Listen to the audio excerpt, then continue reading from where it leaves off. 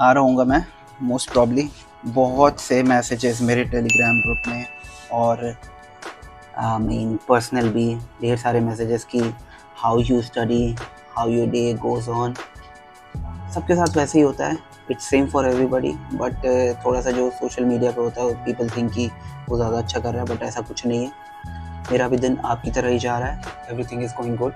I mean कुछ दिनों से अच्छा नहीं चल रहा, बट आज है ग्रैंड टेस्ट और मैरो का grand test I am going to attempt. ये किसी ने शायद पहले नहीं किया है, ट्राइंग टू डू, जिससे कि आप थोड़ा रिलेट कर पाए। सुबह उठ गया था, सुबह से मैंने वैसे वाला व्लॉग नहीं किया। अगर इस व्लॉग पे तुमने 100 लाइक कर दिए, 100 लाइक, और हर बंदा एक एक दो दो लोग को शेयर करता है, तो अगला व्लॉग बहुत अच्छा होने वाला है। ये एक बेसिकली स्टडी व्लॉग है। अगर तुमने पहले जीटी दे दी है और रिवाइज कैसे करना है, तो वो मैं आगे कभी बताऊंगा कि जीटी रिवाइज करने का सबसे अच्छा तरीका क्या है। आई वाज रिवाइजिंग पीएसएम, क्योंकि मेरे बहुत बेसिक मिस्टेक्स पीएसएम की हो जाती हैं। मैंने क्या किया कि मैंने जो रिव्यू करके रखे होते पुराने एमसीक्यूज या ग्रैंड टेस्ट में जो भी गलतियाँ हुई हैं, तो वो मैं अभी थोड़ा रिवाइज कर रहा था। फिर एकदम से अचानक से दिमाग में आया, how your day goes on, क्या तुम उसको भी दिखा सकते हो? तो ठीक है, मैं ये ट्राई कर रहा हूँ। अभी टाइम हो रहा है 9:21, आधा घंटा बाकी है। आधे घंटे में 100-150 तो एमसीक्यूज रिवाइज हो जाएंगे। तो वो घड़ी आ चुकी है जिसके लिए हमें आगे बढ़ना था। अच्छा, हर कोई ये सोचता है ना कि एग्जाम की प्रिपरेशन हमेशा बहुत स्ट्रेसफुल होनी चाहिए। उसके बाद क्या होता है, ये देखो, यहाँ आधे बाल पीछे चले गए। Your hair lines receded from 72 you go 82 kilos. और स्ट्रेस लेके कुछ खास तो हासिल किया नहीं मैंने, एक नंबर से फेल हो गया वो अलग। सो अभी मैंने एक नया अप्रोच लिया है अपनी लाइफ के लिए। उस अप्रोच से मुझे हमेशा हेल्प होती थी, बट आई थॉट कि अगर मैं इस अप्रोच के पीछे जाऊंगा तो क्या पता, आई मीन जैसा ग्लोरीफाई किया जाता है लोगों के थ्रू कि ये बहुत अच्छा तरीका है पढ़ने का, कि स्ट्रेस लो, मोटे हो जाओ, सांड की तरह खाते रहो।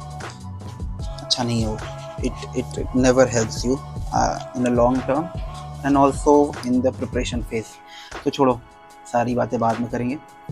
वो सारी चीज़ें मैं आपको अपनी और डे इन लाइफ तब दिखाऊंगा जब इस वीडियो पे भी आप 1000 व्यू दोगे मेरे सारे वीडियोस की तरह। कि बेसिकली मैरो की जीटी हम बहुत क्लोज मानते हैं टू एग्ज़ाम, क्योंकि वो ज़बरदस्ती के इतने बड़े बड़े क्वेश्चन नहीं देते हैं। एग्ज़ाम में जैसे आते हैं, कभी 2-3 बड़े क्वेश्चन आते हैं तो वैसे क्वेश्चन होते हैं, बाकी their questions are on par, like they are clinical, there are one liners, there are mixed bag। और ये देखो, लाइव है, लाइव दिख रहा है, ये लाइव, ये किया भाई ने क्लिक, और भाई देगा अब जीटी। अभी ये अक्टूबर बहुत प्रोडक्टिव रहा नहीं है, so I am not expecting too much of the score, बस पास हो जाऊँ किसी तरह।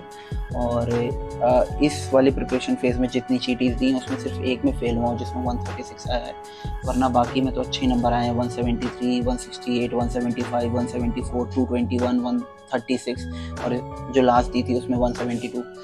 तो आई मीन ठीक है, अच्छी बात है। और बस इस अक्टूबर में मैंने बहुत अच्छे से पढ़ाई नहीं की है। सो प्लीज़ गाइस, अगर देख रहे हो तो तुरंत बताओ, कमेंट करो तुरंत कि मेरे कितने नंबर आए होंगे इस जीटी में। कमेंट रुका हूँ तुम्हारे लिए। और यहाँ पे मैं स्टार्ट करने जा रहा हूँ, और ऑब्वियसली ये पूरी व्लॉग ऐसे नहीं हम करेंगे कि मैं जीटी दे रहा हूँ आपको बात करूँ, तो बहुत टाइम हो जाएगा। So basically we started the test. पहला ही क्वेश्चन क्या आता है, mixing biomedical waste with different constituents before disposal to reduce its toxicities is known as. अब आंसर थोड़ी ना बताऊंगा, अब जीटी देता हूँ फिर मिलता हूँ, ठीक है।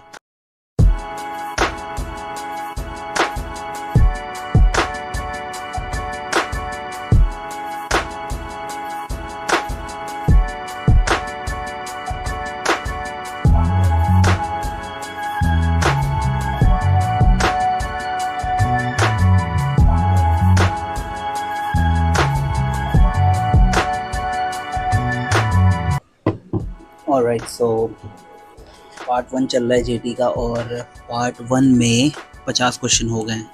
सो बेसिकली अभी मतलब मैं 10-15 मिनट आ गया हूँ, तो इसलिए मैं ये बीच में आपसे बातें कर रहा हूँ। अब पार्ट 1 में सीन ये है कि पार्ट 1 थोड़ा सा मुझे ऐसा लगता है कि पार्ट 1 जिसका बन गया ना, तो वो तो निकाल लेगा पेपर। क्योंकि यार अगर आपने थोड़ा सा भी अच्छे से ऑब्स गायनी सर्जरी और मतलब पढ़ी है ना, तो आपका पार्ट 2 तो चुम्बेश्वरी जाता है। बट नो वे, मतलब ऐसा मैं नहीं कह रहा हूँ कि बाकी सारे सब्जेक्ट छोड़ दो, वो सब आपने पढ़ने होने चाहिए।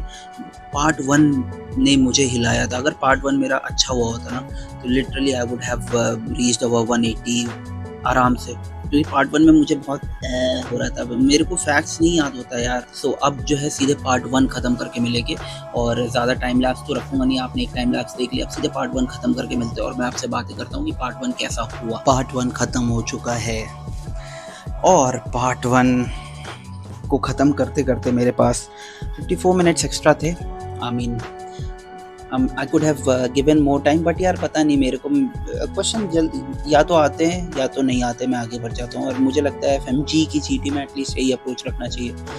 बाकी स्कोर से आपको जानने के कितने हैं, नॉट वेरी फैसिनेटिंग। मुझे लग भी रहा था, मैं अक्टूबर बहुत ज़्यादा प्रोडक्टिव नहीं गया है, सो इसलिए I wasn't expecting too much also, but I just बेयरली passed. 76 आए हैं, आपको दिखाता हूँ, वेट, ये देखो। अब आंसर तो रिव्यू अभी कर नहीं पाएंगे, क्योंकि उसके लिए एक हफ्ते बाद रिजल्ट आएगा, जब भी आता है तो फिर देखते हैं। अभी पार्ट 2 नहीं दिया है, पार्ट 2 देना है। फट रही है, क्योंकि यार इस वाले में लिटरली ये मुझे लगता है ये जीटी जो थी इस पार्ट 1 में जो पूछना चाहती है एफएमजी वैसा क्वेश्चन था। जैसे गाउट से रिलेटेड जो था कि डायरेक्ट ड्रग नहीं पूछी, ड्रग ऑफ चॉइस और ये सारी चीज़ें नहीं पूछी, सीधे पूछा कि which drug increases uric acid in urine. अब वहाँ मैं कंफ्यूज हो गया, मुझे लगता है वो मेरा गलत होगा। ऐसे बहुत से सिली मिस्टेक्स भी होंगे यार, मैं सिली मिस्टेक्स का तो पता नहीं क्या है यार, उनसे मेरी दोस्ती है या क्या है, साला जो पढ़ा रहता है वो दिखता है उसमें कंफ्यूज हो जाता नहीं, बट पढ़ा तो है यार। लेट्स सी, अभी पार्ट 2 देने जा रहा हूँ, पार्ट 2 के बाद आपको बताता हूँ कैसा हुआ है पेपर, और लेट्स गो। अभी तो कुछ खाऊंगा नहीं, पहले पार्ट 2 दूंगा, उसके बाद ही कुछ खाऊंगा, क्योंकि part 2 I am excited to give part 2। 76 आए, मुझे 76 या उससे थोड़ा सा ऊपर और लाना है।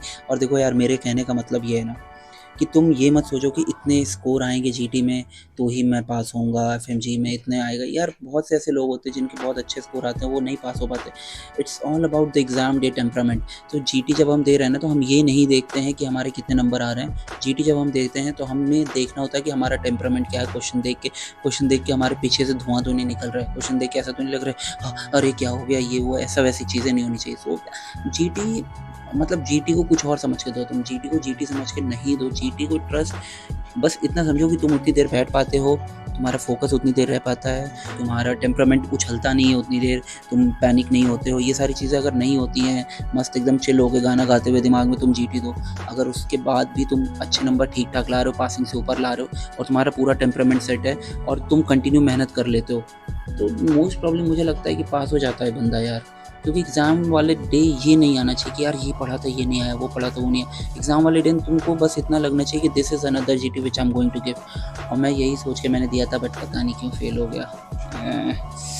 बट कोई नहीं, इस बार पास करा देना यार। प्रे फॉर मी गाइस, और जल्दी से कमेंट करो, कमेंट डाउन। मैं वेट कर रहा हूँ कि कितने आएंगे पार्ट 2 में, ठीक है? करो कमेंट, तभी मैं जीटी देना शुरू करूँगा, ठीक है? All right, so let's go for part 2 GT, and देखता हूँ उसमें 150 में कितने आते हैं। बस पासिंग से ऊपर आ जाएं यार, क्योंकि मुझे वो नहीं चाहिए, वो टेंशन नहीं चाहिए, गिल्ट नहीं चाहिए कि यार मैं फेल हो गया। वो फेल वाला मुझे कीड़ा नहीं चाहिए, आई डोंट वांट दैट। और जब मैंने एक चीज़ देखी, जब मैं कंटिन्यू 10-15 दिन पढ़ लेता हूँ, रिवाइज़ कर लेता हूँ अपनी पुरानी चीज़ों को, तो मेरे जीटी में स्कोर 220 भी एक बार गया, बट वो पीवाईक्यू की वाली जीटी थी। 184 185 भी गया जीटी में, आई मीन। और जब नहीं पढ़ता तो गिर जाते हैं स्कोर्स, ऐसे ही हो जाते हैं 160 150 समथिंग। एक बार तो 136 भी हो गया था अभी। चलो जल्दी कमेंट करो, कमेंट नहीं किया तुमने अभी, कमेंट करो, और मैं पार्ट 2 देने जाता हूँ और मिलता हूँ आपसे पार्ट 2 के बाद। जस्ट अभी पार्ट 2 भी खत्म कर लिया।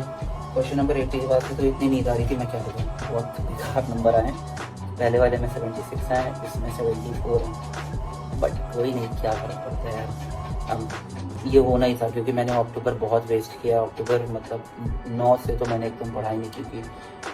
8 से बोल लो, 8 9 10 11, मतलब मेरे साथ तो ऐसा हो रहा था, मतलब मेरा दिमाग अपने से बाहर ही था। कुछ पर्सनल इश्यूज़ थे यार, पता मैं क्या ही बताऊँ। उसके बाद जो है फिर 12 तारीख को मैंने डिसाइड किया कि I will have to change everything, otherwise पिछली बार की तरह वो अपने आंसुओं को बहाऊंगा और दुनिया देख के खुश होगी और एंटरटेनमेंट मिलेगा लोगों को।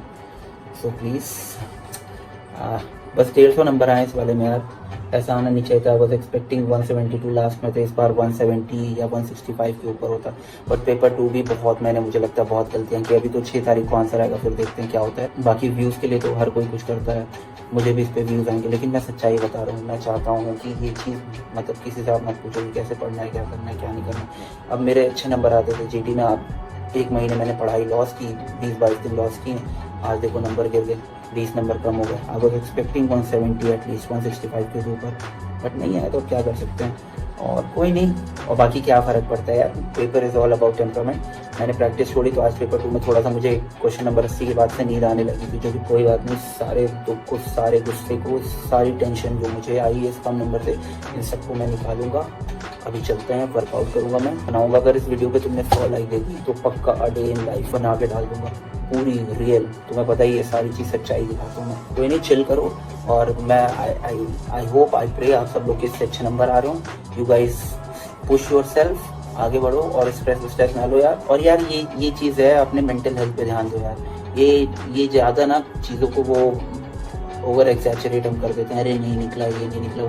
ठीक है यार, दुख होता है, गम होता है। मैं तुम्हें सच बता रहा हूँ, घर वाले भी पहले दिन, दूसरे दिन, पहले हफ्ते तक पूछते हैं कि चलो कोई बात नहीं, ठीक है, ये है वो है, कोई नहीं, तुम तैयारी कर लो भाई। फिर वो भी अपने काम में बिजी हो जाते हैं। इन दी एंड में तुम अकेले पढ़ते हो और तुमको झेलना पड़ता है। चाहे जो बीतती हो तुम्हारे साथ होती है।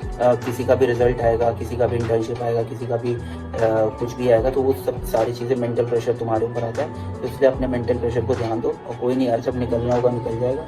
ये चीज़ मैंने देख ली, मैंने 12 किलो वजन गेन किया, लिटरली 12 किलो यार। मेरी शक्ल भी अजीब सी हो गई थी, अभी तो फिर से सही कर रहा हूँ, होपफुली फिर से हैंडसम हो जाऊँगा। और बस यही सारी चीज़ें, वर्कआउट करो, गाना गाओ, म्यूज़िक प्ले करना वो करो, जो भी हॉबी है तुम्हारी उस हॉबी को परस्यू करो यार। और यार 7-8 घंटे अगर कंटिन्यू कोई पढ़ लेता है ना, तो ये एग्जाम किसी का नहीं रुकने वाला। अगर वो एवरेज स्टूडेंट भी है, कंटिन्यू कंसिस्टेंट यार 8 घंटे 2 महीने पढ़ना बहुत बड़ी बात होती है। तुम एक हफ्ते में तुम्हें लगेगा कि मैंने बहुत सी नॉलेज गेन कर ली। तो इसलिए बस इतनी सी चीज़ें हैं यार, ये सारी बातों का ध्यान रखो और आगे बढ़ते जाओ। बाकी मिलते हैं आपसे अगली वीडियो में। Till then stay healthy, take care and peace out.